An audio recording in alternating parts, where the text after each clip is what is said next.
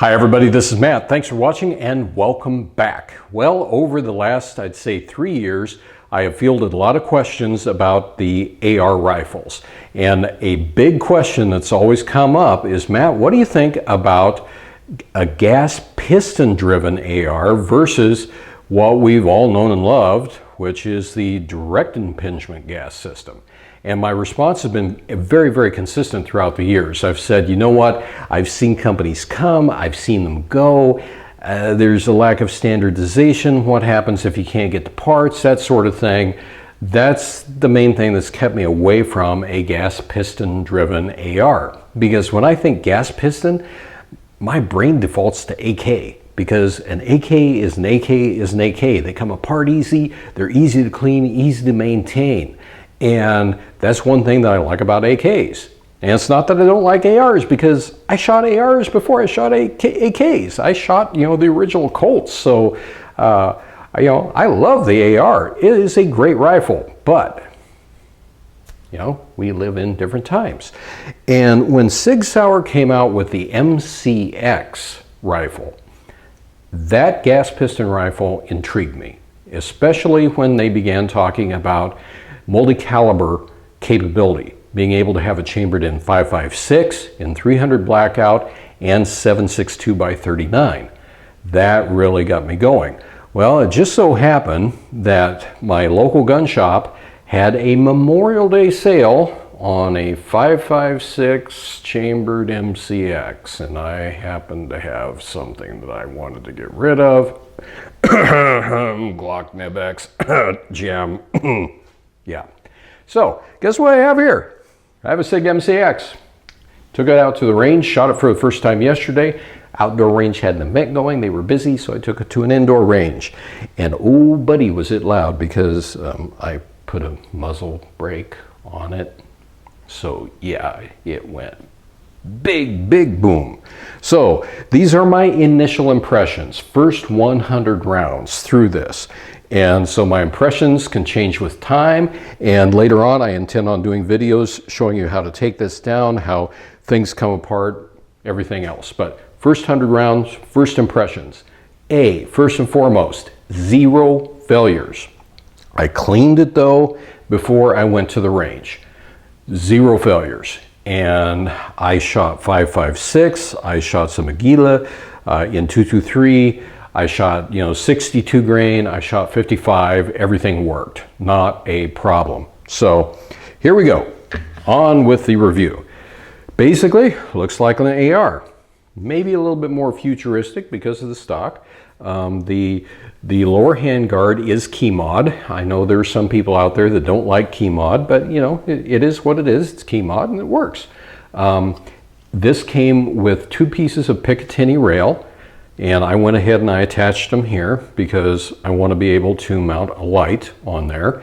And here is the muzzle brake that I put on there. The sights are standard. I've got 3 QD points here. One is here for quick detach mounts for a sling. One is here, and one is here. Now, one thing that I like about it is, most of you know I'm left-handed, so I like ambidextrous controls.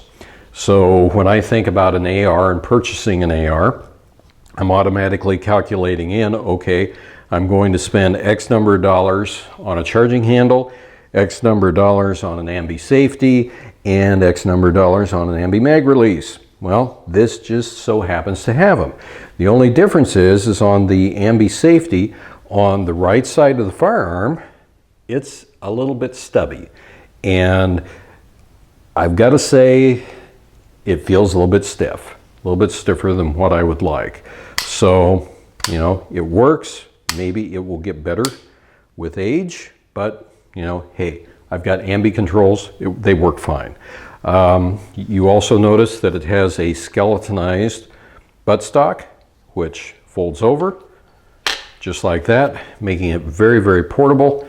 The mag well, a little bit flared, works just great, no issues there. Buttstock folds out like this, works good.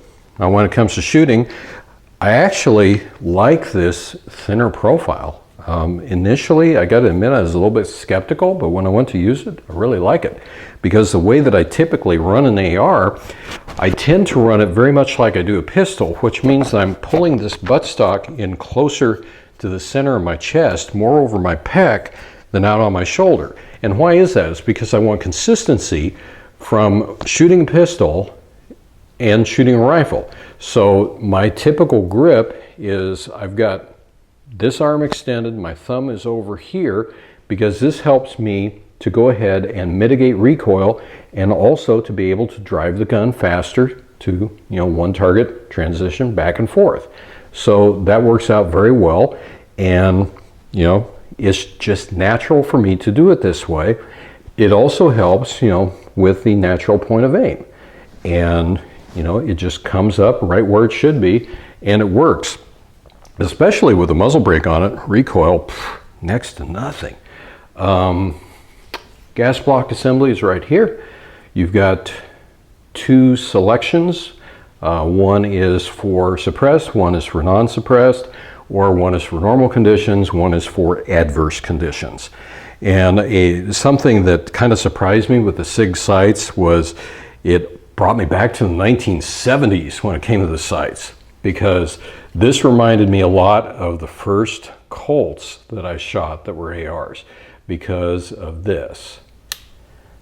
See the change in the aperture from larger to smaller, how that little peep sight flips? Brought back some memories, and there were some good memories. Now, what can I tell you about shooting it? Handles just fine, balance on it's good, but I did have a couple of surprises. And first surprise was when I was done shooting. And I'm done shooting, like I said, I hold it like this. I remove my hand, and guess what? Palm of my hand was black. It was black with carbon and whatever else that came flying out of that gas port. So I'm glad that I had some D-lead wipes, because, oh buddy, did I make sure that I cleaned that hand really good. And I've got D-lead soap, so that's not an issue. But it is something I'm going to talk to Sig Sauer about. Surprise number 2, the trigger. That, my friends, was a surprise. And let me show you what I mean. So I'm going to take my digital gauge that you see me use on everything else, and we're going to come back here and we're going to measure the trigger press. 9 pounds, 8 ounces. It's been very consistent at that. I've actually seen it go above 10 pounds. I was not expecting that kind of a trigger pull.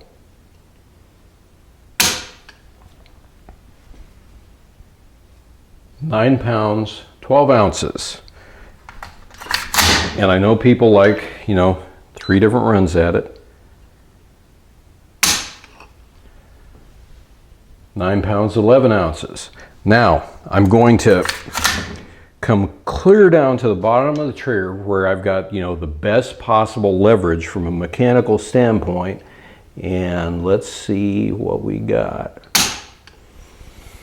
Well, the lightest one ever, 8 pounds, 7 ounces. Tell you what, within 2 days, we're going to change that. We're definitely going to change it. What else can I say? The bolt carrier group, it ain't what you're used to with an AR. And I'll cover that in future videos.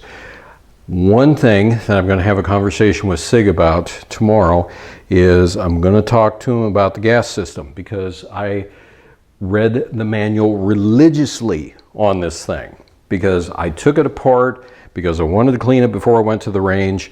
And in the manual, it does not say anything about how they recommend that you decarbon the gas piston, or if they recommend at all lubrication. So I want to talk to him about that. I want to get a little bit of clarity, because you want to do it the right way. One cool thing about it is when this handguard comes off, if you want to take that barrel out, you've got 2 Torx screws right there. They're T27s, And you need to have a torque wrench because it likes 60 inch-pounds in order to put that back in. But that works out really great. I like the idea of an interchangeable system to make it multi-caliber. But these are my initial impressions. Like I said, I'm going to talk to Sig about that. And the next time that there's a video, that trigger will be lighter than, 9.5 pounds. And we'll go ahead, I'll take it out, I'll zero in the irons out at 100 yards, and then shoot it from a bench, group it, see how accurate it is. Then I'll go ahead and I'll throw an aim point on top of it, and we'll see how we do with that. But initial impressions, yeah, I like it. The trigger definitely going to be addressed. We're going to talk to them about the maintenance on this, and I'll cover more as we go along this path of discovery, and we'll just see what happens. So there you have it. And thanks for watching. Appreciate you all on the channel. And until next time, everybody have a good one and be safe out there.